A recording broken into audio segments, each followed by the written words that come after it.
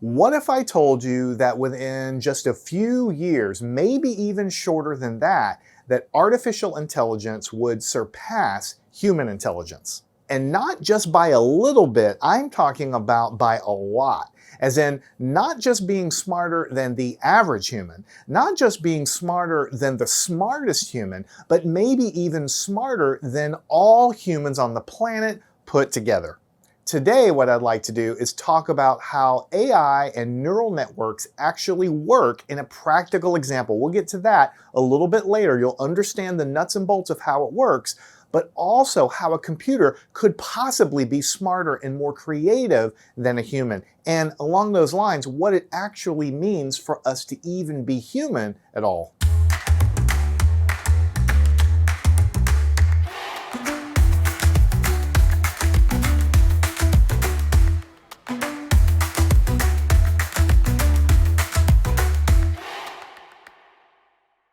You know, some of the world's top AI experts say that we're actually at a tipping point, a point of no return, so to speak. They call it a singularity. We'll talk more about that in a second. Now, I used to really wish for the day that alien life would actually come down from outer space and visit our planet, something as a little kid I always thought about. Now, I want you to think about this. In a way, it's actually happening right now. It's a little different than we thought about from sci-fi movies, but it's happening.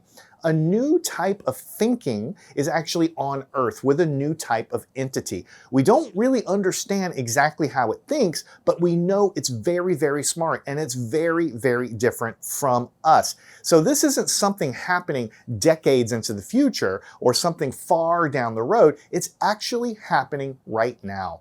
And the choices that we make today will determine whether AI becomes our greatest ally in developing medicines, technology, generally helping out the human race, or if it's going to be the biggest mistake that humanity has ever made. Right now, at this very moment, artificial intelligence is advancing at an incredible rate, a rate that we really can't even truly comprehend.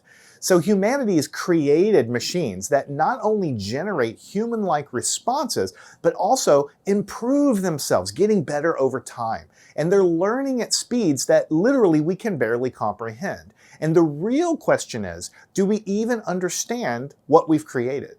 Now, I want you to stay with me because today I'd like to go beyond the hype. I'd like to dive into the truth about AI, get into a practical example to understand how it actually works. We want to know what it is. We want to know where it's headed. And I'd like to specifically talk about whether we have any control left at all about what is unfolding. Now, I really don't want to be this a gloom and doom talk. I am an optimist, but I want to lay the facts out because they're really, really interesting and they really deserve our attention. First thing is, let's talk a little bit about linear growth and exponential growth, because people look at the state of the art now, like in artificial intelligence, chatbots, and other things, robotics, and you kind of think in your mind, what will it be like next year? What will it be like 2 or 3 years from now? And because humans have, compared to computers, a primitive brain in some ways, advanced in other ways, but primitive in some ways, we think linearly. We think along a straight line. So I'm thinking, okay, last year to this year, the artificial intelligence improved by this much. Let's call it this much. So next year, it's probably going to improve this much more. And the year after, it's going to improve this much more. That's called linear thinking or a linear model. You think of the equation of a straight line from math. But the actual research in AI isn't like that at all. The way the models work and the way we're training them and the way that they're learning on their own experiences and also with more and more data that we're putting into them, it actually looks more like exponential growth. And exponential growth, remember from math, starts out very, very flat, but then rapidly goes up and very steeply over a very short time period or a very short distance in time. So AI development looks more exponential. So next year, the improvement may not be like 2x of what it is this year. It might be 8x of what this year is. And the year after may not be, 16x or double what it was before. It may be 55x and so on. So after a short period of time, the way things are growing, the AI models may be 100 or 1,000 times more sophisticated than they are today. Now, just keep in mind that these models, a lot of them are trained on text data, which means data that's going out on the internet from websites and so on. But a lot of the models, the new ones, are being trained on video data. Now, there's YouTube, there's other platforms out there where data is being uploaded at an incredible rate every single day. So the AI models have gotten to the point where we're sucking in data to train them, especially on the front of robotics. But even if we were to exhaust all of the data that's being uploaded every day, which we haven't yet, but even if we had, we've gotten to the point where we can have the models synthesize additional video data and use it to train itself. So the models, when I say they're growing exponentially, it's part of the reason is they're able to generate their own training data, much like a human would go out and learn about the world around it. And so these models are growing faster than any of us can really fathom. Now, I want to talk a little bit about the core concept here. How could a computer or a neural network or artificial intelligence ever be really smarter than a human? That's hard for us to comprehend. I'd like to try to talk about that with some analogies, right? So I know some math, right? I teach math, right? And so I know, some advanced calculus, I know some physics, I know some chemistry, I know some engineering. I'm pretty well versed in a lot of different areas, but I know by the things that I've learned over the years that I'm really stupid in a lot of areas. For instance, let me take one area. In quantum mechanics, which is typically called one of the harder theories to understand, right? Nobody truly understands quantum mechanics. There's this thing called wave-particle duality, right? In other words, photons of light or electrons or protons, they can sometimes seem to behave like particles. That's why, electrons were thought to be particles for a long time. But we now know that electrons, protons, all the particles of matter, and also light, they all have a wave-like character, but they also have a particle-like character. They come in discrete bundles, like a particle or a bullet, but they have a wavy characteristic because they can interfere, and there's tons of other experiments. We know there's a wave character to everything. The atoms in my hand, and even though we don't think of them as waves, they really are. So the whole quantum mechanics theory is based on something called a wave function. And the wave function is describing the particle as basically a wave and as a probability of finding the particle when you measure it. Now, we can calculate these things. We know how to calculate in quantum mechanics. In fact, one of the slogans that people use when you don't understand something in quantum mechanics is shut up and calculate. In other words, we know that the math works, but we don't know what it really means, right? We don't know what it means to have a particle that also is waving. We don't know how something can be both. And that's because of my limited human understanding, right? Because I'm always using analogies to try to understand new things. So when we find data that shows an electron behaves a certain way, we imagine it as a ball. Why? Because I played with balls all the time as a kid, right? We imagine the atom as electrons going around like a solar system. Why? Because we can visualize that, and also it's kind of like the way the solar system orbits. Not the same, but kind of. And so we use those analogies all the time. But when I give you data showing that something behaves like a particle, but then also behaves like a waving thing, then we don't have any experience with anything like that, so we don't really understand it. So the results that we get from quantum mechanics, we can calculate the answers, but they don't make sense. And we get these weird situations to us like tunneling, quantum mechanical tunneling, or entanglement, where you separate two particles across the universe and they might seem to influence each other because the wave functions behave differently than our everyday experience with large objects. Sometimes when I study quantum theory, I feel totally stupid because I can't interpret what's really happening. It's almost like, what if you were trying to explain calculus to your dog? Your dog has emotions, right? They love you, they wag their tail, they have hunger, they have all the same emotions that we do, or a lot of them. But the cognitive ability of their meat computer upstairs cannot internalize what I'm trying to explain to them if I try to write calculus down. They don't have the hardware and the software up there to be able to internalize something like that. And so it might be that artificial intelligence is able to visualize things and internalize things that humans are simply unable to visualize or internalize. Let me give you another example.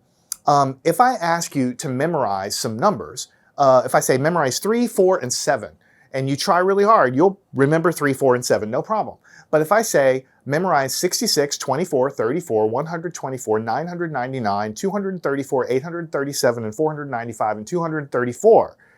Okay, even I just said those numbers, if I had to repeat them back, I wouldn't remember them. I can't even hold 7 or 8 numbers in my mind because I don't have the cognitive setup here that's optimized for that. All of our understanding of math is using symbols and basically writing it down so that we can remember enough to draw the conclusions. We're limited by the way our neural nets are built up here. We can't remember long strings of numbers. We can't remember what we had for lunch 4 weeks ago.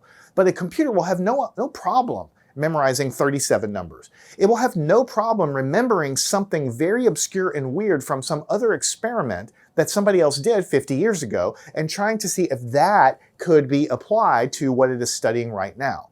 But humans have a really hard time doing that.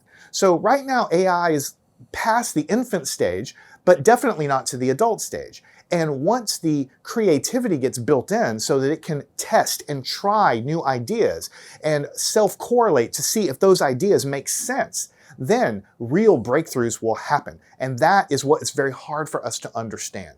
Let me give you another example, the final example here. So string theory in physics is an idea. It may not be true, but it is a theory that predicts why electrons behave the way they are, why protons behave the way they are. And the theory basically says that all of matter is composed of these tiny vibrating strings.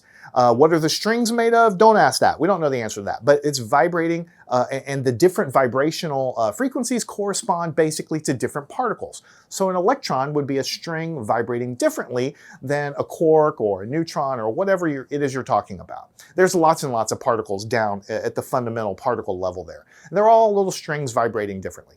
Now, to make this string theory work, it only really works if we postulate that reality has 11 dimensions. Now, in everyday life, we say that there are 3 dimensions of space and then 1 dimension of time, up, down, left, right, and side to side. That's the 3 dimensions of space and then time. But the string theories only work mathematically if there are 11 dimensions. The only problem is I can't visualize 11-dimensional space. If I try to draw it, I can only draw on a 2-dimensional sheet of paper. If I try to build something, I can only build it in 3-dimensional space. You can try to slice the time component. You can make cross sections of things and try to put together what it might look like, but none of us can really visualize what 11-dimensional space is. So because I can't visualize it, it's hard for me to hypothesize or theorize conclusions on a theory like that. Like the people that are very good at that math can use hunches, we call them hunches, but really they're using their past experience to predict how something might be, to take the math in a certain way. That's how things have been done now, but nobody can really visualize what that might actually look like.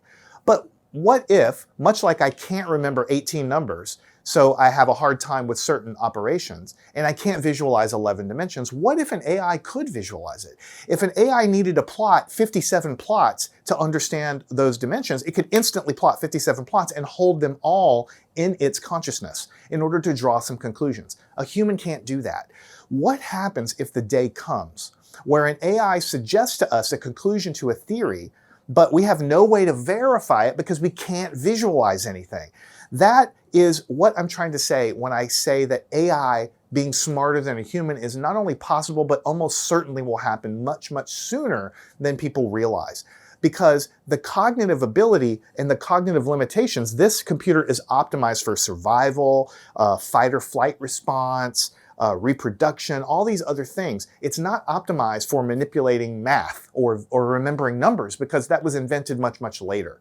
But AI is going to have no problem with that. Visualizing protein folding, very complicated structures is not going to be a problem. That's how an AI can be smarter than us. And what we need to do is figure out how we can coexist with that and kind of understand where that could take us, the problems, the pitfalls, but also maybe the really, really great outcomes that could come from that as well. And that's really what I'd like to focus on today. Now, we're going to talk a lot about intelligence here, but I also want to take it down to a reality level. There's a famous thought experiment out there that I find fascinating. It's called the paperclip maximization thought experiment. And here it is. You have a super intelligent AI, more intelligent than all the humans on the planet put together, and you give it a task. The task is make as many paper clips as possible, or as many paper clips per day as possible, however you want to phrase it. Right, well, first thing it'll do is probably build a factory. It'll probably go get some ore, send some robots out to go get some rocks, to break down the rocks, get the ore, get the metal, and then form the paper clips. And it'll have a certain output of paper clips. But you gave it the goal of making as many paper clips as possible. It sounds totally harmless. But there are unintended consequences that a super intelligent AI focused on a singular goal might have. It might attempt to convert all available resources on the planet in the service of trying to make those paper clips. It might take away resources from power plants, from whatever we need to make vehicles, cars, airplanes. It might try to take those resources and devote them entirely to making paper clips. It might even decide that the humans on the planet are consuming so many resources of their own that could be put to better use making more paper clips. So as we go forward in this discussion, I want to talk about what's called the alignment problem. How can we make sure that as we train these super intelligent alien life forms, really, how do we make sure that they're aligned with let's just say having humans coexist with them? How do we make sure that they don't follow their own goals and their own, it's weird to talk about a computer having desires, but it's only a matter of time before their own goals begin to emerge once they become intelligent enough. Then how do we make sure that those goals are aligned with coexisting with people? That's really the issue here. So what we have to do is make sure that unintended consequences like that are addressed. Now, admittedly, I do get excited about this stuff. I am kind of passionate about it. So I got a little bit ahead of myself. So let's back the truck up just a little bit and talk about the following. For decades, artificial intelligence was just a tool. It was something humans kind of made, and it had limited intelligence for a certain task. It was something that we programmed, something that we could control. Originally, it was really only as smart as the data that we put in. So it's a lot easier to bound what can happen when you're controlling what data goes into the system. But today, that's really no longer the case. So today, as I mentioned earlier, AI is learning on its own. It's training itself. It can play scenarios against itself. It can synthesize video and text data for itself to train on, and so it can evolve faster than even its own creators expected. In fact, even though we build the general model, the neural networks and the weights inside, the mathematical model, are not really understood by humans. We don't really know exactly why it makes the outputs that it makes. So even though we kind of know how they work at a large level, we really don't know the inner workings of every thought that an AI model is actually producing. For instance, models like ChatGPT have already matched Einstein-level IQs, and that's from taking actual tests and answering questions. And they're only getting smarter. AI isn't just responding to prompts, text or video prompts, it's beginning to understand the context and the subtext behind what's being fed into it. It's beginning to understand creativity. It's beginning to even understand the emotional nuances of human speech. So let's take a trip down memory lane. We're all talking about ChatGPT and Google's AI and X's AI and everybody's different AI. But let's go back to the 1990s. So there was a game called chess. You may have heard of it. So IBM developed a supercomputer called Deep Blue for the specific purpose of trying to play chess better than humans. And in the 90s, it actually defeated the grand champion of chess at the time. It was a huge upset. I remember when that happened, people thought chess would always be dominated by humans. Why? Because a chessboard, even though it looks simple, when you have all the rules of the different pieces on the board, actually has an incredible number of possible combinations of moves.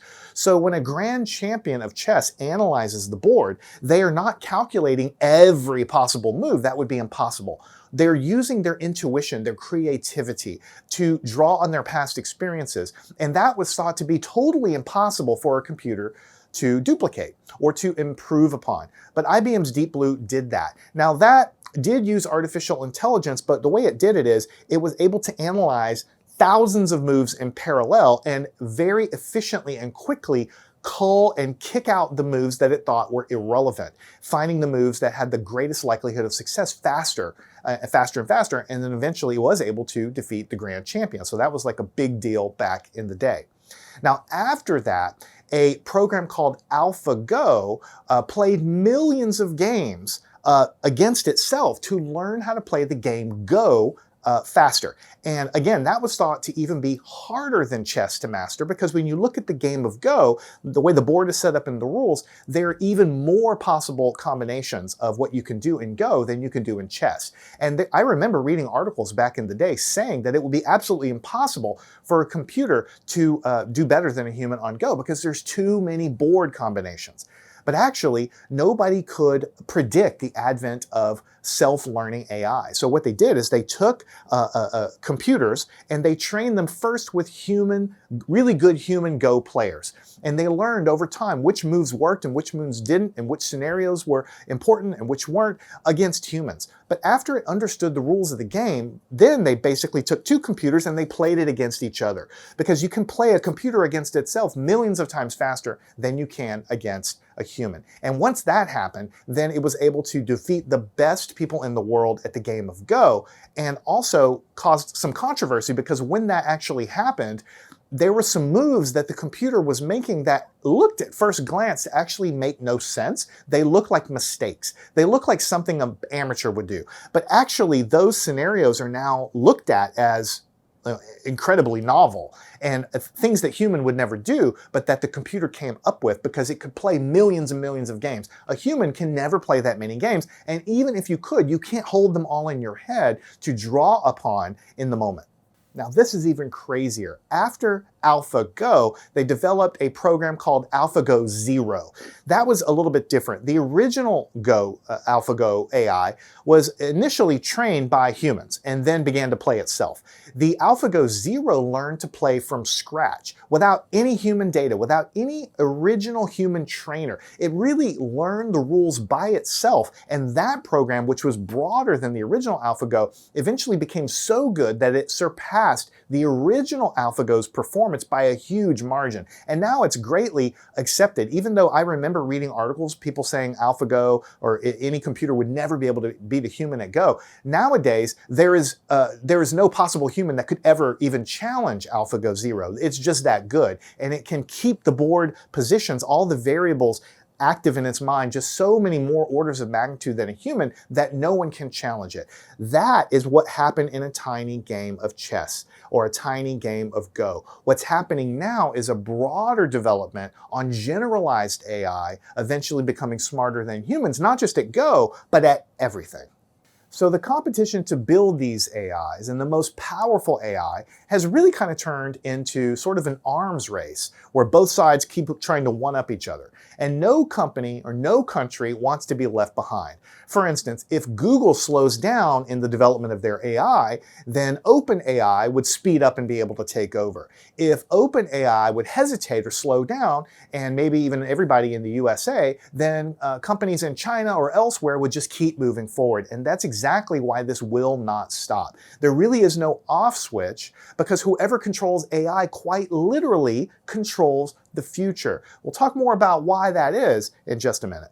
Now here's where it gets a little unsettling, in my opinion, exciting, but also really unsettling. If AI keeps progressing at this pace, this exponential pace, there'll come a moment in time when it surpasses us completely in every way, at every task, creative or not creative. And once it becomes more intelligent than we are, how do we regulate something that can outsmart or outwit its own regulators? How can we stop it or even just slow it down if we don't even understand what it's doing? We don't even understand what its goals are. We would be like ants trying to understand Einstein's theory of relativity. Again, I'm an optimist and I'm not trying to fearmonger in this video here, but I want to share something with you. I have a 5-year-old, and that 5-year-old is very independent, but also very stubborn. And if I want that 5-year-old to go get ready for bed, if I say, hey, go get ready for bed, she'll just say no, or she'll just say, I don't want to, or she'll just say, I'm hungry, or whatever, you know? But if I say, you know, I'm not sure if you're old enough to go use your own toothbrush without making a mess. I'm not sure if you can put your pajamas on the correct way. So I just have to think about that. I'm not sure you're ready. You know what she does? She runs to the bedroom and she puts her pajamas on and she brushes her teeth and she brushes her hair. And then she comes back to me and says, look, I did it, right? So that is cute and all, but what I did was I manipulated her, right? I knew that if I challenged her in a way that wasn't obvious, she would probably try, maybe not always, but probably try to prove me wrong. And so I'm manipulating her. I'm trying to get her to do something that I want her to do without directly telling her, but by giving her some other information, data, or goals that are unrelated to try to get my goals created or my goals to actually, come to fruition without explicitly telling her, right? And so that is my opinion, a good example for why we have to be kind of cognizant of that in AI, because AI has been trained on, of course, on science books, but it's also been trained on every book ever written. Mystery novels, thrillers, basically every scenario involving humans trying to get something in a book is going to always involve some kind of manipulation. So AIs eventually are going to get so good at manipulating people that they might be able to get their own internal goals accomplished without really telling you what their goals are. And if it's so many thousands of times smarter than the average human, or maybe millions of times smarter than the entire civilization, then it might put suggestions in place. It might suggest paths forward that seem fine to us, but really are in service of a larger goal that we don't understand, because it might have multiple backup plans in place in case things go in a different direction than it might anticipate. A human, I used to work in flight control at NASA for the space shuttle, and we always had a backup plan. If the engine goes out, what do we do? If the life support stops working, what do we do? If a meteor hits the cabin, what do we do? We had backup plans for everything, literally everything, and 2 and 3 failures deep. Always. What do we do? We were always doing that. But an AI might have 50 backup plans. It might have backup plans for situations that we can't even consider. And so we have to be careful of that. We have to make sure that its goals are aligned with our goals, because we may not know what its goals really are. Now, along those lines, a lot of people dismiss the idea that an AI could ever be what we consider to be alive. People see it as a tool, as a little computer you type things into, as some advanced algorithm that humans created, nothing more than that.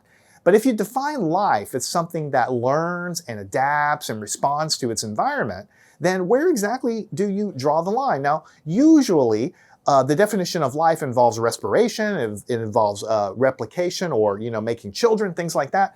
But if an AI can self-preserve itself, it can copy its code, is that considered a child? If it improves itself, is that considered an offspring? It really blurs the lines here.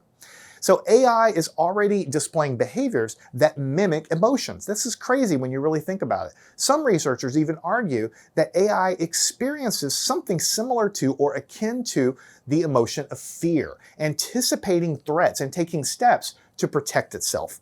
So if an AI system, for instance, ever were to predict that a server failure could actually erase its code, it might copy itself elsewhere, just like a living organism is trying to survive. It's not just responding to commands. It's not just doing what we tell it. It's not just demand response. It's making independent decisions in the course of self-preservation.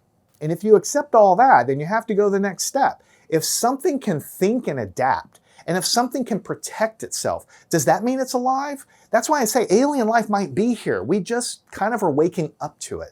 And if it is here, what happens when it starts seeing humans not just as creators, but as competitors? Again, I don't want to be fear-mongering here. I'm an optimist, but we have to address these issues.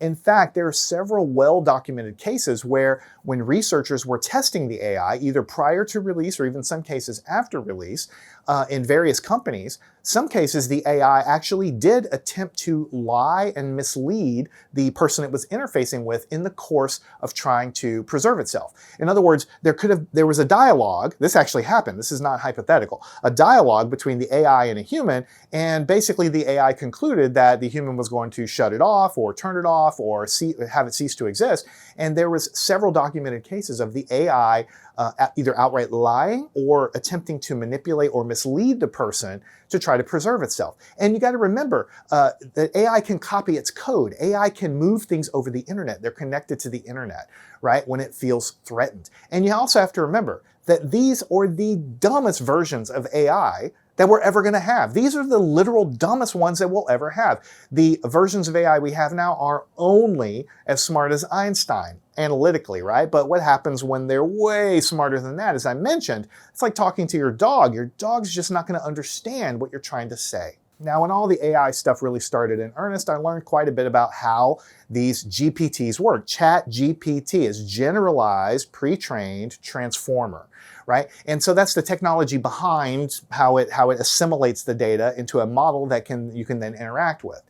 Basically, the way the model was trained is you give it text data, and then what it does is it attempts to take a sentence and it attempts to predict the next word in the sentence. I want to go to the, and then it would attempt to predict the next word. I could be going to the store, I could be going to the library, I could be going to the supermarket.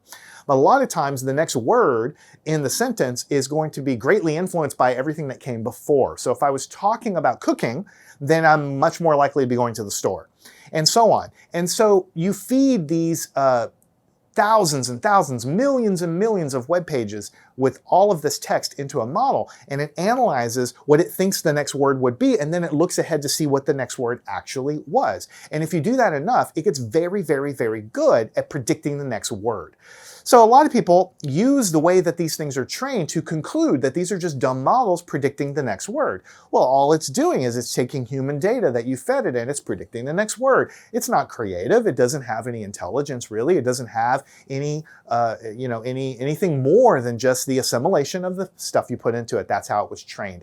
However, these models, and I'll get to a real model in a second, but these models are trained with billions of parameters. We call them neurons. They don't function exactly like a neuron in our brain, but they are interconnection points between nodes in a neural network. That's what they are. They have a connection weight, which is a mathematical number, and that's kind of why we have a loose analogy to neurons, which are also interconnected in our brains. Neural network, that's where it comes from.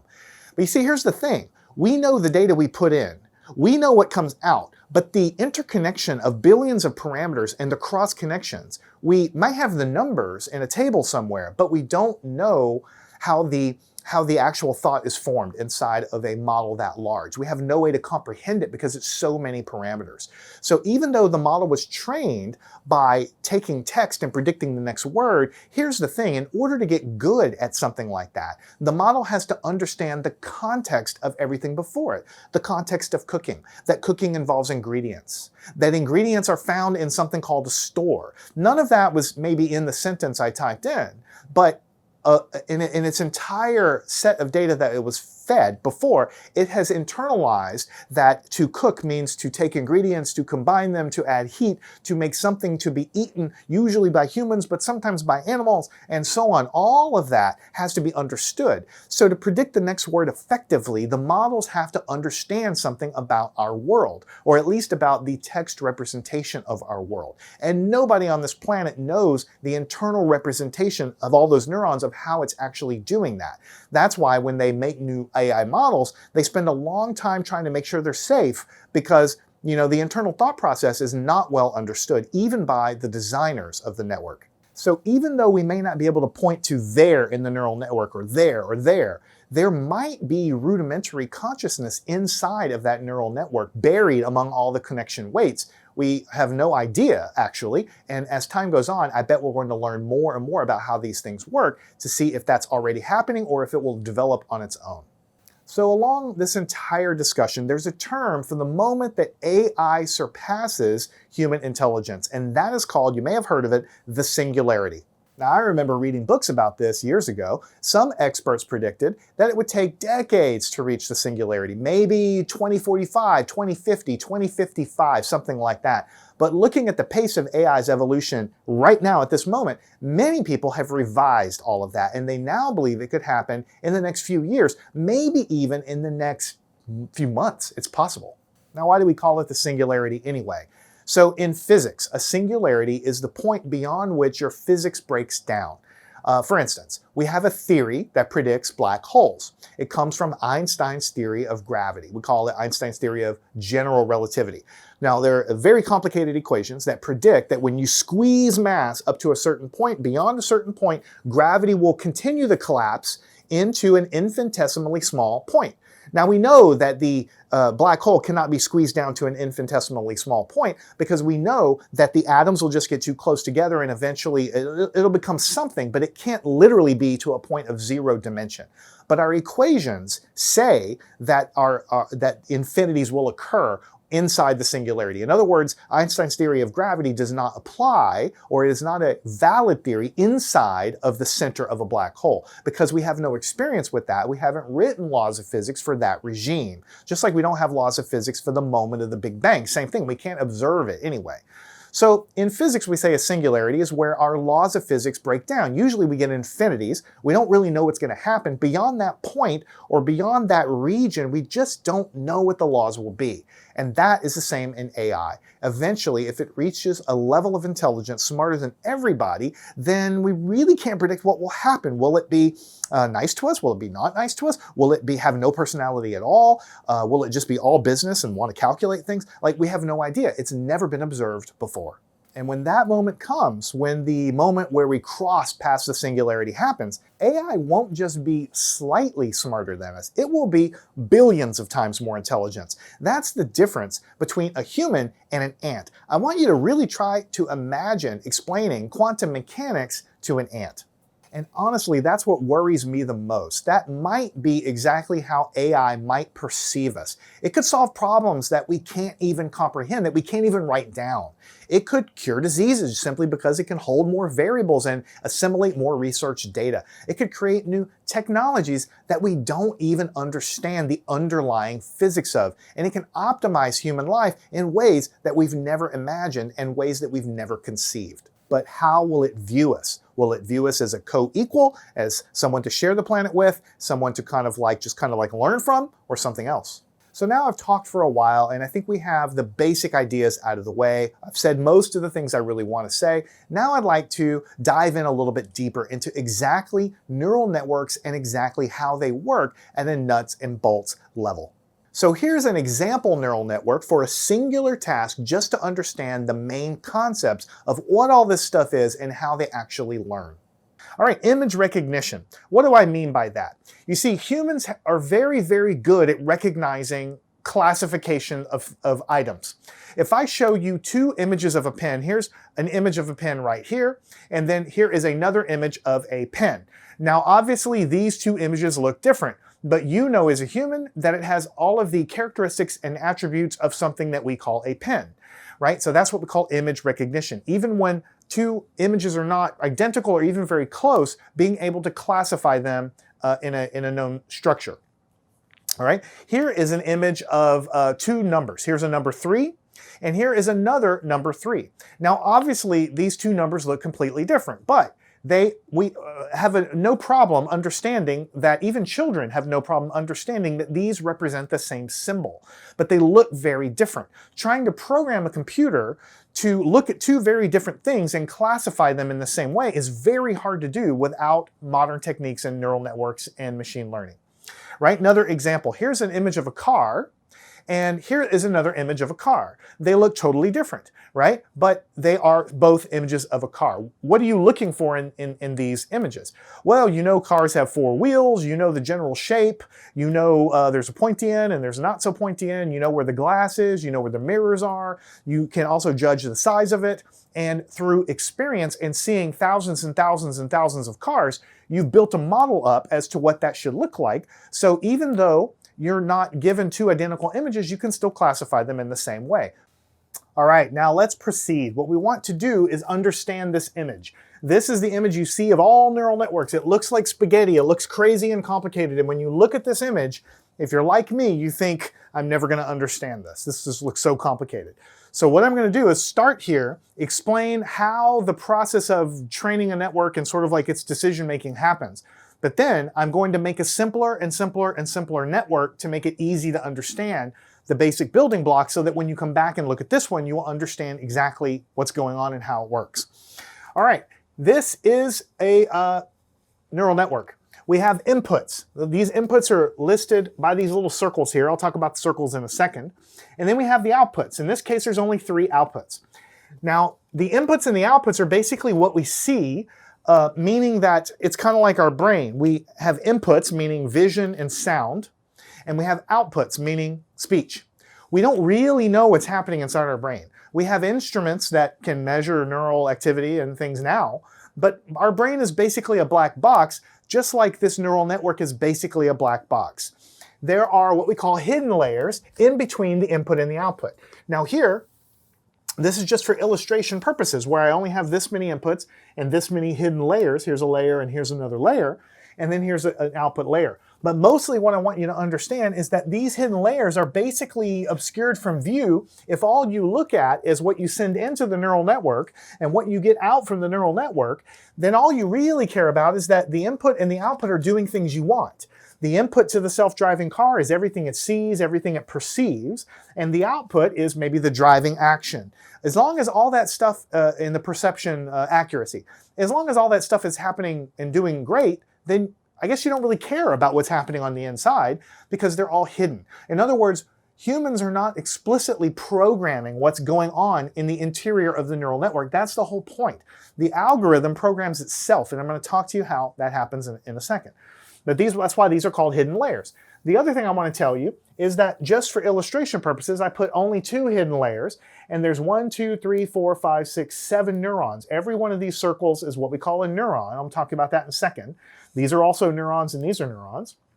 But I only have 2 interior layers, and they only have 7 neurons. Now, in a real neural network, there could be hundreds or thousands of neurons just in the interior hidden layers. Right? Also, there doesn't have to be 2 hidden layers. A real neural network for something complex might have 5 interior layers with varying number of neurons and a varying number of inputs and a varying number of outputs than what I've drawn here, right? Now you might say, well, why don't we just make a neural network with like 1 trillion hidden layers and make it super complex? Then it can do anything, right? Well, you see, evolutionarily, our brain is only so big, right? It could be bigger, but it's not. And there has to be a reason for that. And my guess, it's just a guess, is that as you increase the complexity of things, you also make it harder to train. In other words, if our brain were as big as the Earth, it would probably be very hard to train because it would be so physically large.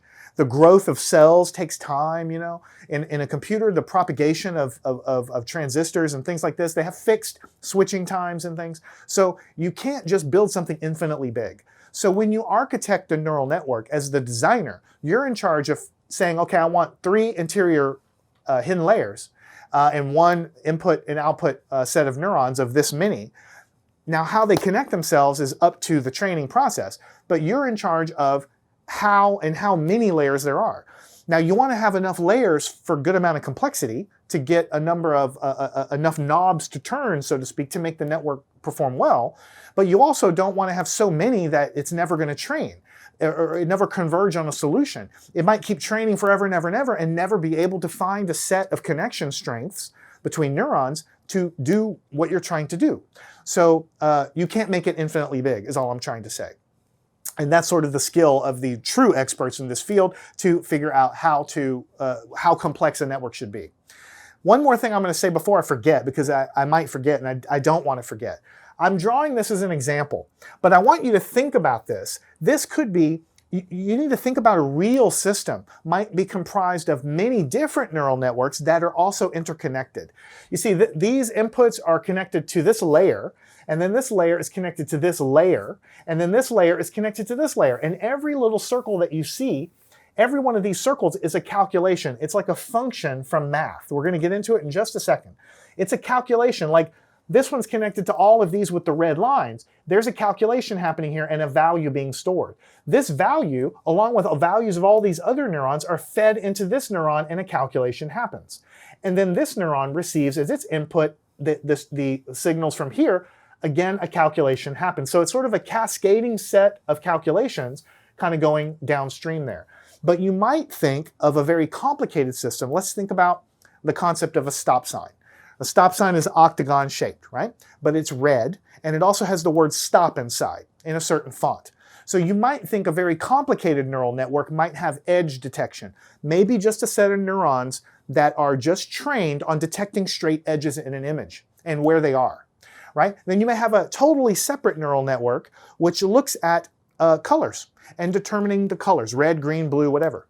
And then you might have another separate neural network that looks and it is trained on recognizing letters. What does the S look like? What does the T look like? What does the O look like? And so on. And then you may have other neural networks as well that deal with motion and other things, okay? And to recognize a stop sign or to recognize the word stop, it might be the combination of the output of a bunch of different neural networks. The neural network that focuses on edges and shapes might look for octagon shapes. The neural network that looks for letters to put them into words might know that it says stop. The neural network that looks at colors might notice it's red. And the neural network that, I don't know, looks at poles or whatever might recognize that that object's on a pole. And all of those things together feeding into a granddaddy neural network at the end might recognize it as a stop sign. We do know that that's how our brain works. When we recognize objects, we're looking at different characteristics of the object, and they're built up.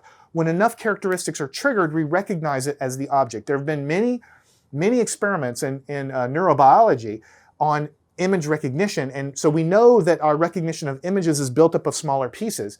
And so when you look at this, even though it looks simple, think of it as, once you learn this, then you can apply it to totally different neural networks, which might feed into a final neural network for whatever the process is you're doing. In the case of image recognition, for a stop sign, it would be that. For speech recognition, it would be you might have one neural network looking for consonant sounds, another neural network looking for vowel sounds, another one looking for intonation, another one looking for frequency, and so on. And built up, they can detect the presence of words with different dialects, okay? Now, what I want to do is talk about in general how this thing works. Forget about the math for a second.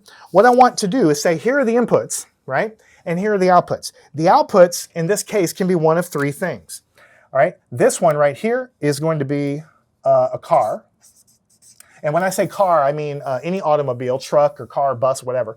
This neuron right here is related to any trees that it detects. And then this one is any cats that it detects. So there's three outputs for three different objects classifications that this neural network has been trained on. In the real world, it might be trained on millions of objects, okay? But this one's only trained on three. Now forget about the input layers, the hidden layers, sorry. The input layer, what is the input layer? Well, here is an image. Let me grab a good one here. Here is an image right here.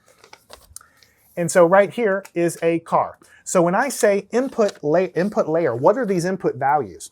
When you look at what an image is, it is a rectangular grid of pixels. Every little pixel in here, this is white, white, white, white, white, white, orange, orange, orange, orange, orange, orange, white, white, white, white, orange, gray, gray, gray, gray, black, gray, gray, gray, gray, gray, black. You see what I mean? You can take any image that you have, which is a rectangular grid, you can stretch it out just like kind of like wrapping around to the next line. You can stretch it out into a linear list of pixels. Each pixel has a value. And think of these as pixels. So this is the first pixel, this is the second pixel, third pixel, fourth pixel. So if you turn this thing sideways, then it's like white, white, white, white, white, white, white, white, and you get to here, and it's like orange, orange, orange, orange. Now these pixels these neurons are just numbers though. So when I say white and orange, I just mean there's a numeric value for each color, right? And the different value of the color is represented inside of each of these neurons here, which are basically pixels. So in this case, I only have, I think, 11. 1, 2, 3, 4, 5, 6, 7, 8, 9, 10, 11. But in a real image, there's like thousands of pixels, maybe millions of pixels. So the input layer can have lots of inputs. I just can't draw that many. And then the interior hidden layers could have thousands of neurons as well. And then the output layer, generally they get smaller because the output is trying to classify a smaller number of objects. Now, let's do a thought experiment. I've already done that one, so let me go ahead and let's do this one. Let's say I put this one as the input to the neural network. Let me go grab another magnet over here. Let's say I put this, I'm going to put it sideways here. And I'm feeding this image in. That means all the pixels here are going into the neural network. Some calculations happen, and then all of these neurons are filled with numbers now, based on a calculation I'm going to show you in a second, based on the pixels. But then all of these values are then, again, operated and calculated on to propagate to all of these neurons, which are hidden, again, from my direct view. But these are full of different numbers. And then once I have numbers here, then the final three, again, get filled with numbers. And what you want your neural network to say, for instance, is that if a car gets fed into the input, then what you really want is this neuron to contain the value 0.95, let's say, and meaning one would be, let's say, the highest value this neural network could output. then you would want something like 0.95 for this neuron here. And then the tree neuron, you want it to say something like 0.12, and the cat neuron, maybe 0.04 or something. Then when you look at the output, you would say, well, this is very close to 1. These two are very low. And then all you would have to do is look and say, I'm just going to take the highest value that comes out of the output of the network, and I'm going to say that is what the network has decided this image is. So when you read about neural networks, they say, oh, the neural network's making decisions. And the decision is that this is a stop sign, this is a cat, this is a car, this is a truck. And you start thinking, well, how is it talking? How does it tell you this? Well, there's outputs of the neural networks. And the values that come out dictate what the neural network has sort of detected as the input, okay? So then let's change this around, right? Let's say that, let me find a better one here. Let's put this one in. Instead of this one, I'm going to put this one as the input. You can still see it's a vehicle. I mean, all of us would agree that's a vehicle, but it looks quite different than the other one. It's physically shorter, but it has the similar characteristics, right? Now, I've already written my numbers down, so I'm not going to write over them. But if you put this image in, then the network, once it does the calculation, maybe it gets something a little lower, 0.92, maybe the tree 0.11, the cat 0.09 or something. Still, the highest value is the car with a pretty high % certainty. So you would conclude the network has determined that that is a car with a certain percentage success. And I could go through here and say, well, that's a car. Now this one looks different than a car, but because the bed of it looks a little different, right? Because that's a truck. But still, you would expect that the highest number would be here, maybe 0.82, and some other numbers down here where it would be clear that it had determined it was an automobile, right? Then you get something like this. Again, this looks very different. But you still would expect this to be the highest value. It would detect essentially automobiles. Now, how do you get it to return the correct answer?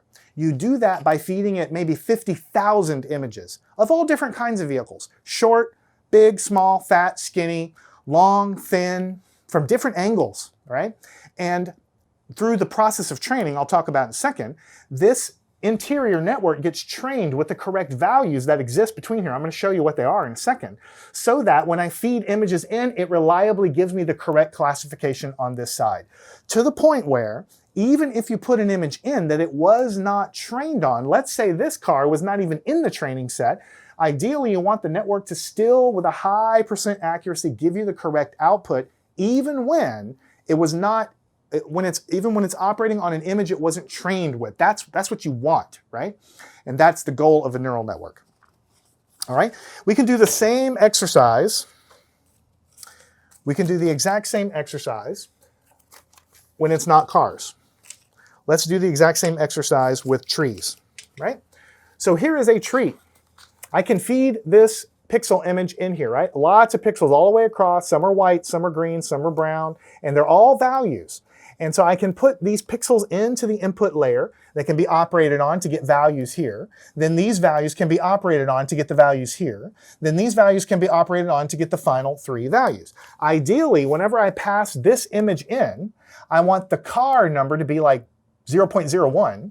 I want the tree to be like 0.99, and I want the cat to be 0.02 or something. I want very low values and high values. Now, what if I feed it this one? Maybe I didn't train it on any trees that looked at all like this one. You know, maybe I just used different kinds of trees. Who knows? There's lots of different kinds of trees. If the network is unsure what this thing is, then what you might get is something like 0.55 for the car, 0.63 for the tree, 0.84 for the cat, or very similar numbers within a few points of each other. If you ever get numbers that are similar on the output there, then it just means that the network was not sure of that image.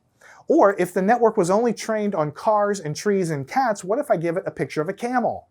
It's not going to know what a camel looks like. Hopefully it'll return cat because it's a little closer than the other ones. But the idea is the network is trained on data.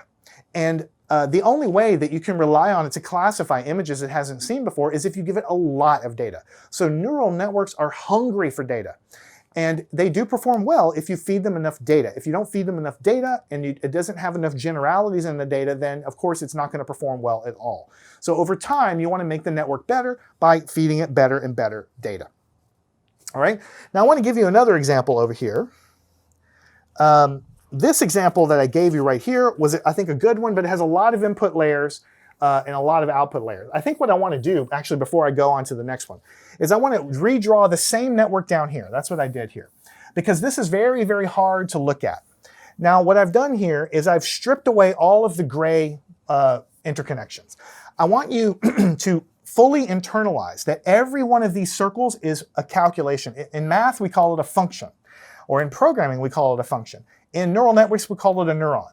A neuron is either going to be an input value, in which it's not calculated on, it's just the input value, but every one of these other neurons are calculated on. This neuron depends on all of the input data, plus, I'm going to show in a minute here, there's a weight associated with each of these red lines. Just like in biological neurons, there's a connection strength between neurons. It sort of determines how likely it is for the next neuron to fire. Each of these red lines has sort of a connection strength. And when I calculate the value at this point, it depends on all of the pixels in the image, for instance, if it's an image, and the relative weights. And the weights that exist between here and here, those are the knobs. When we train the neural network, when we say it's training, what we're doing is it's adjusting the weights, and also something called the biases I'll talk about in a second. But it's basically adjusting the connection weights between the neurons. That's how the calculation for the value of this neuron happens. If we change the weights, we change how the network behaves. This neuron depends on all the previous layers neurons. This neuron depends on all the previous layers neurons. So when you look at a complicated drawing like this, what you need to do is you need to put your finger on a neuron and say, this depends on all the previous layers neurons and on the connections between them. This one here depends on all the other neurons as well. This one here depends on all the input neurons. This one, all the other neurons. So every neuron in this layer depends on every pixel in the input image, if you're talking about an image, or every bit value of the voice stream that you're using or whatever. Every pixel here depends on a calculation that takes into account the entire image, however, with different weights. These red weights are going to be some numbers, but these weights here in gray that I haven't drawn will be different weights, different numbers. And then these will be different numbers, and then these weights will be different numbers. So every neuron, when you put your finger on a neuron, you should be able to trace it to the previous level, and they all have unique weights associated with it. Every weight in the image is a knob that can be turned to tweak how this network will perform, how it will calculate. I told you it's a calculation, okay? And the same thing here. This one's depending on the previous layer. This one's depending on the previous layer with different weights. This one's depending on the previous layer. Same neurons, but different weights. This one is operating on the same previous level neurons, but with different weights, different weights, different weights, different weights. I keep emphasizing it because this one's depending only on the previous level with these weights in yellow. But this one, different weights. This one, different weights, same neurons. So when you strip away all the other connections, you can see that this depends on the previous neuron, that this one depends on the previous neurons, and this one depends on the previous neurons. Input data, hidden layers, output layer. That's the main paradigm of how it works.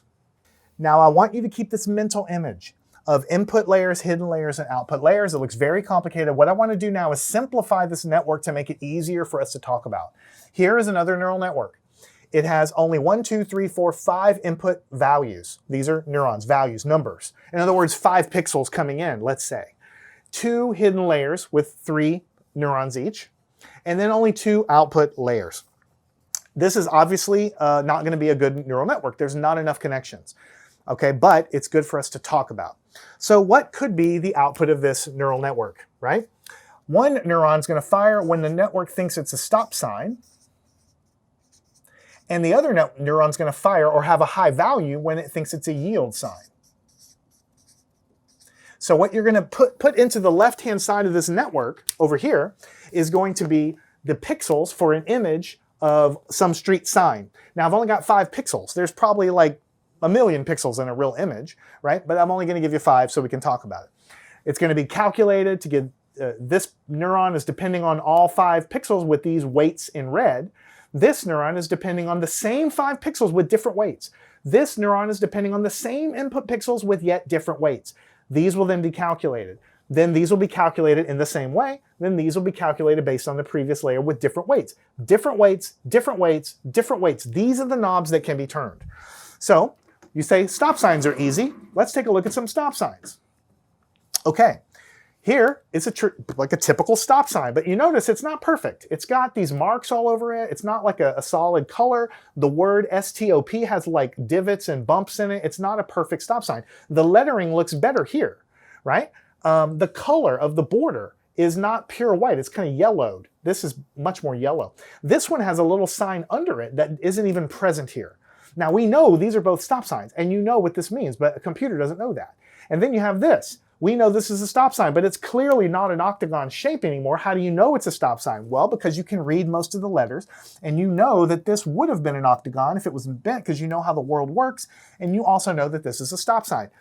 Even for signs, there is tremendous variation in what it can look like to a computer. So we all know these are stop signs. We want to have this kind of thing operate in a neural network. I want to feed it pixels of images of a stop sign. And if it is a stop sign, I want this to be a very high value. And if it's a yield sign, the triangle sign, I want this to have a high value and this a low value. So let's say I put an actual stop sign here. Then I want this value to be something like 0.99.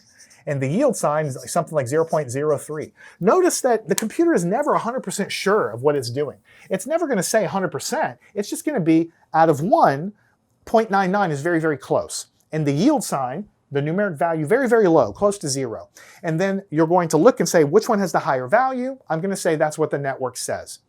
If the network ever gives you something like 0.44 and 0.53, where they're very, very close, then the network's not sure. Either it wasn't trained well, or the input data is so far different than what it was trained on, then it just doesn't perform well at all. And sometimes neural networks can do that. They can give you confident answers for garbage input if it wasn't trained well. So you have to have gargantuan sets of data to train under different circumstances. When you do that, then the outputs behave in general better and better with the more training data that you have. All right, so we're going to do the same little exercise here just to reinforce it, that I stripped away all the other interconnections. This second layer neuron is dependent on all of the input, in the case of a picture, these 5 pixels. Now there's really millions of pixels, but in this case it's dependent on these 5 with weights that I haven't written down yet, but they're here. I'm going to talk about. They're all different weights. And then this neuron is dependent on only the previous layer with these weights in green. And this output neuron is dependent on its previous layer with these outputs in yellow. And as you put your finger on a neuron, you could put your finger here and you could say, okay, well, this one is dependent on all of the previous layers. You could just draw them in here. And each little line I'm drawing is a weight. It's a number here. And this neuron, I could draw them here, and this one I can draw them here. So it's better than just looking at a giant spaghetti mess. Just put your finger on a neuron and say, it depends on some calculation from the previous layer with independent weights. And we're going to talk about biases in a second as well, okay? Now, before I go on to the math behind it, I want to just say again one more time that in real systems that are complex, you may have multiple neural networks working together. You might have an edge detection neural network. You might have a movement neural network that fires when things are moving, right? You might have some kind of identification neural network for letters and signs and the English language, or if it's a different country, different characters for the language, alphabet, words, things like this. And they may all feed into another neural network, which takes as inputs all of those things and produces outputs and directions for whatever it is we're trying to do. So at this point, we have described the neural network takes values on the left side, does big calculation, and outputs values on the right-hand side. If you remember back to algebra, that should remind you of something you learned called a function. A function is a mathematical object that takes an input value, calculates it on it, and it produces an output value. So I want to take some of these off the board, and I need to review a little bit about functions so that I can write down the mathematical statement that this neural network is generating, so that you can understand mathematically more than what I've talked about so far, how it behaves. So now we need to go down memory lane and talk about functions. All right, now in neural networks, we call them neurons. I'm going to call it from now on a function. But just in your mind, know that the word function, you can sort of replace it with the idea of a neuron, okay? That's what it really is. Now, because I use circles here in the neural network, I'm going to use a circle to represent the function. So here is a circle, one of these neurons, right? And it takes some input value. I'm going to put input here. And it generates or calculates some output value. right? In and out. Now, what is inside of here is some sort of calculation. This is any mathematical function. Now, in math class, you learn about quadratic functions. You learn about cubic functions. You learn about all kinds of functions. We only care about lines because in this example I'm giving you, it's going to be based upon a line. Now, you could, in theory, make a neural network that doesn't really work with lines. It works with other polynomials, other higher curves, but the vast majority deal with lines. So we're only going to talk about lines here. Now, the equation of a line, you might remember, is mx plus b. So here I'm going to put f of x, that's a function notation, function of x. Let's call it 2x plus the number 1. This is the calculation happening inside of this thing, right? And what it means is if I take a value of x is equal to 0 and I put it in here, then 2 times 0 is 0, and then I add 1, and the output, f of x, is just 1. That's what I get for the output. And if I put a value of 2 in here, 2 times 2 is 4, plus 1 is 5. So f of x is equal to 5. These are the output values. And if I put a negative value in here, negative 3 here, 2 times negative 3 is negative 6, plus 1 means it's negative 5 on the output here.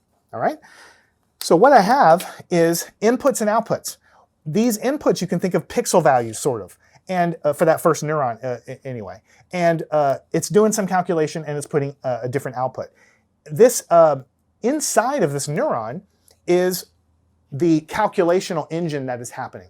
Now, I've written that function as 2x plus 1, but the whole idea of training a neural network is tweaking and slowly changing what these little bitty functions do, because don't forget, this is a function, this is a function, this is a function, this is a function.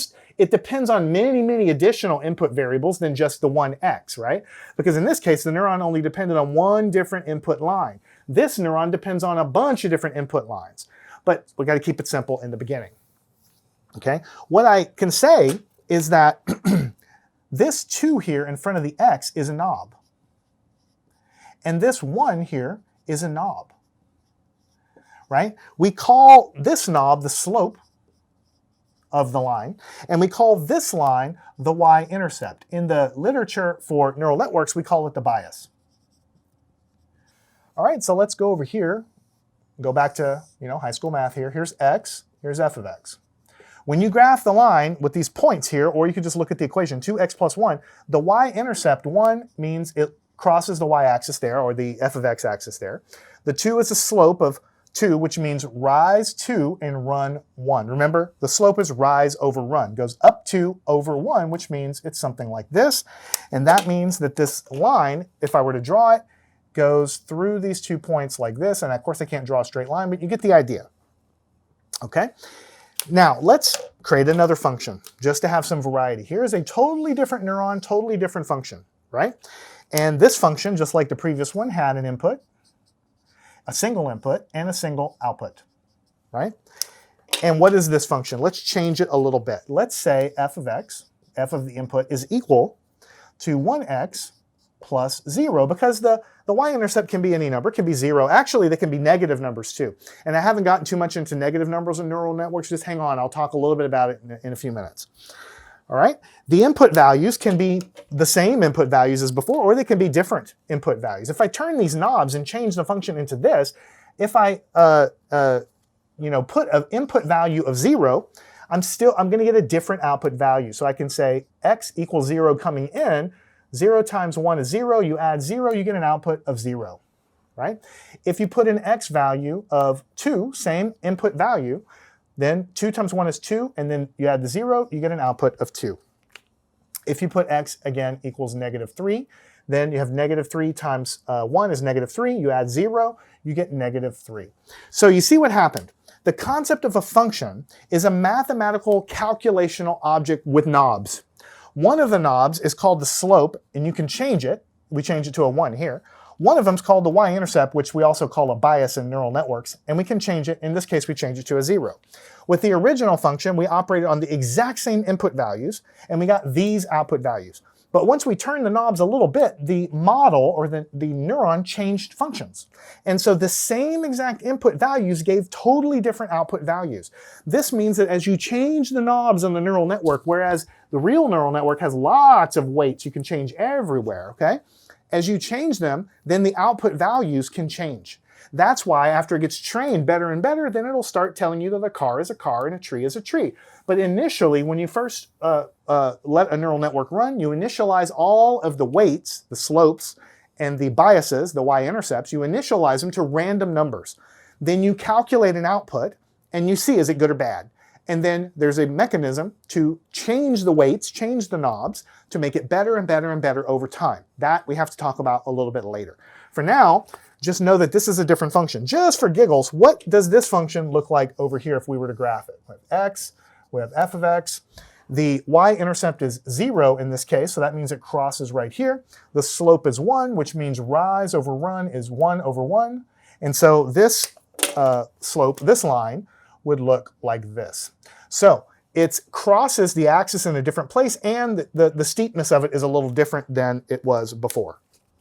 The point of this is just to remind you what a function is, to remind you that in math class you learned that a function takes a single input and produces a single output, right? And as you turn the knobs, in this case the 2 is a knob called the slope, and the y-intercept is a knob that we call the bias. As you change the knobs, you totally change what the function does.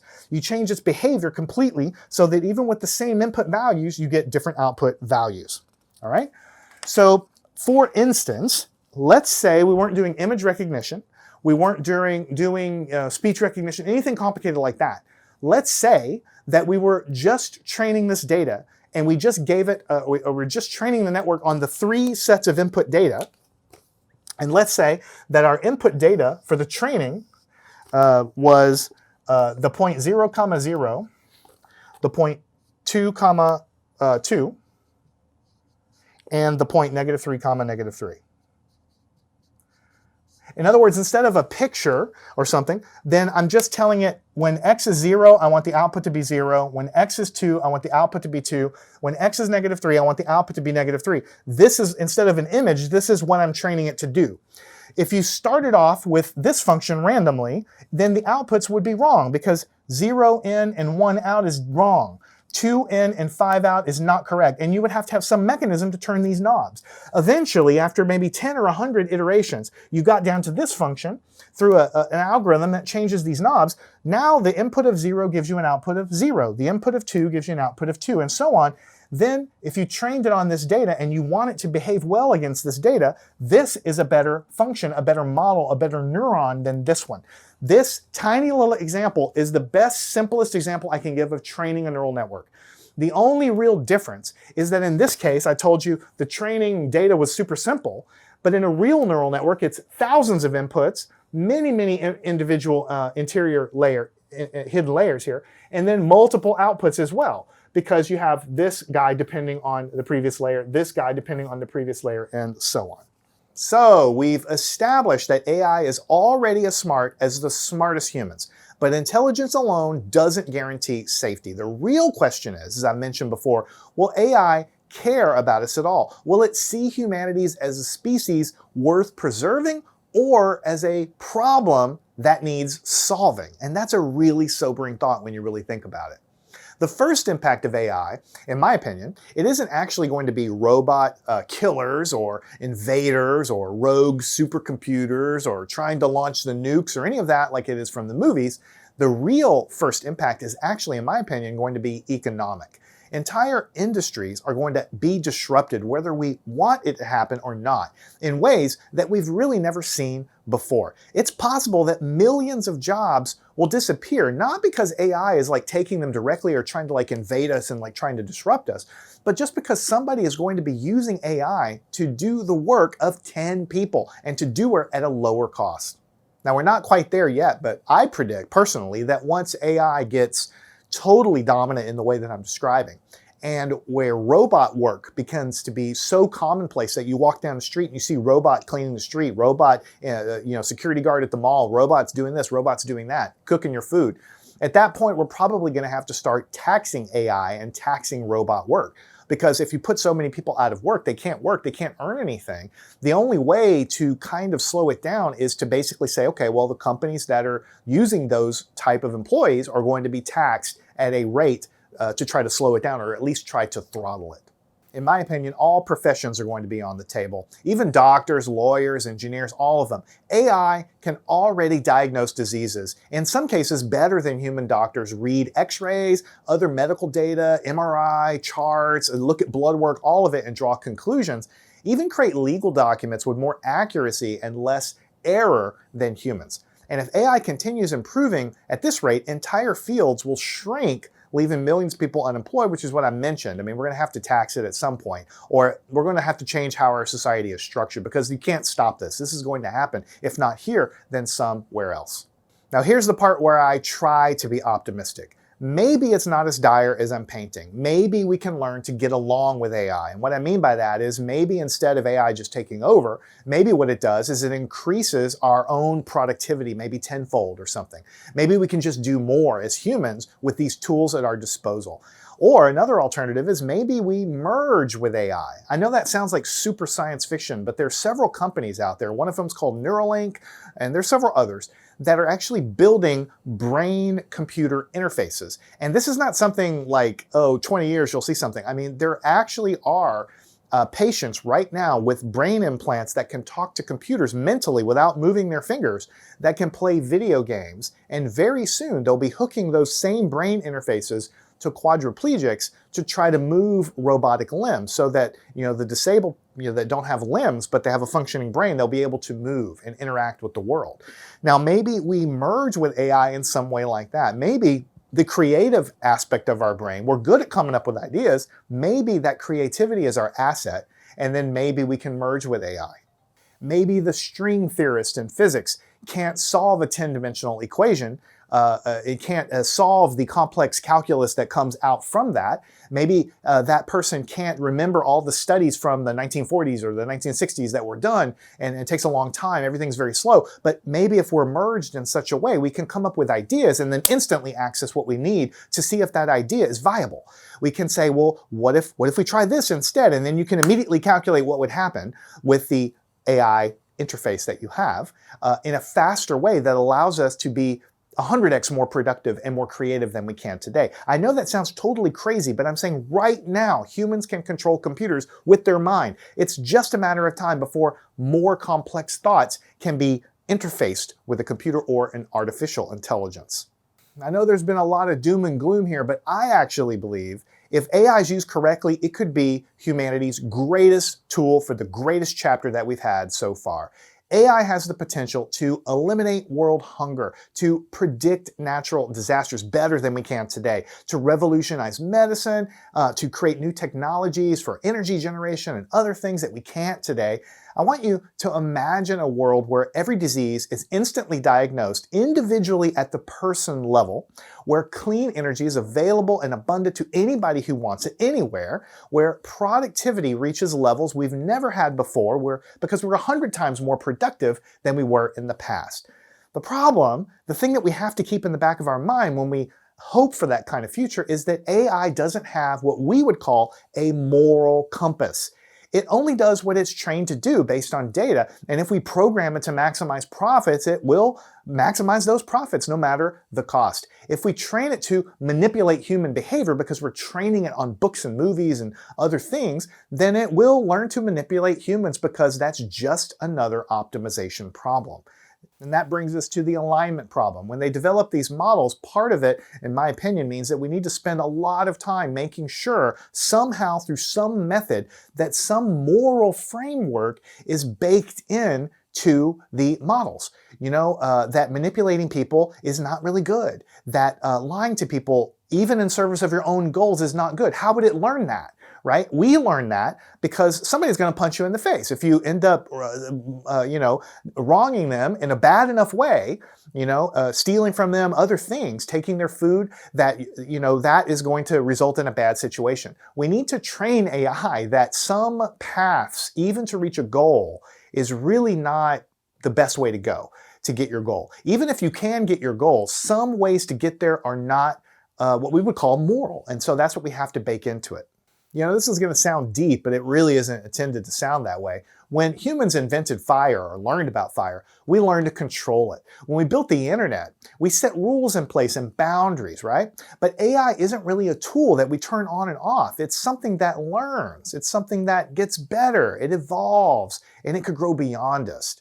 But, as I said before, I'm an optimist. A combination of regulation and building a moral framework into these models is very important, probably the most important thing we can do. And maybe something, this is just kind of like off the cuff, like an AI peace talks could be something that we could convene where the entire globe would maybe agree on a framework or human feedback that we all need to bake into these models for all of our mutual benefit as humans. Or maybe none of that's going to work out. Maybe simply merging with the AI is the answer to our own self-preservation. In any case, I'm Jason. I really want to thank you for hanging out with me. I find this topic fascinating. I hope it's caused you to ask some questions of your own. So I'd like you to drop me a comment. Let me know your thoughts. Are you worried about this? Do you think it's just something that none of us should be worried about? Please tell me. I think as all of us fellow humans, I really like to know what you think. I read every single comment. I try to reply as much as I can. So please do tell me your thoughts, and always remember to stay curious. Learn anything at mathandscience.com.